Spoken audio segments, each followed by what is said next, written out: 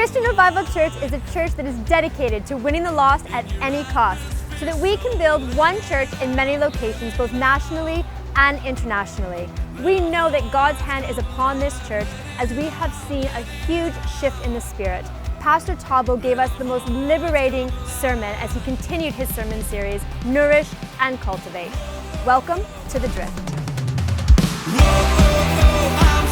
Today, Pastor Thabo focused his sermon on grace, faith, and stewardship, the three essential ingredients to produce growth in our lives.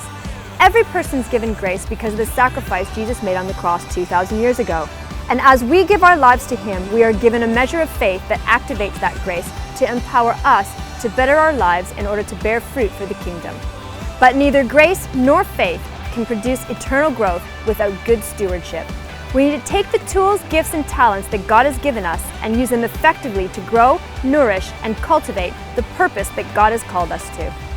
Today, an amazing revelation that stewardship is a big key part of this. Yes, I may have the faith, yes, I may have the grace, but without that stewardship in my finances, without that in my home cell, just taking care of what God has actually entrusted me, God's not going to give me that growth. Anyone can do anything that God has called them to do as long as they're a good steward. Being a good steward or wanting to grow financially, you should actually understand that who can I bless, who can I invest in? Because when you sow a seed in someone's life, it has a knock-on effect. Although we give to God, we expect God to do all the work when that's in fact not the case. God is looking that He can trust us with the least before He can give us the most. So that was a revelation I got on today's sermon. On the 28th of June, our young adults got together for an explosive evening of praise, fellowship, and fun. The evening centered on the power of validation and the importance of making the right choices throughout our lives. There were many first-time visitors, and the evening ended with many newly formed friendships.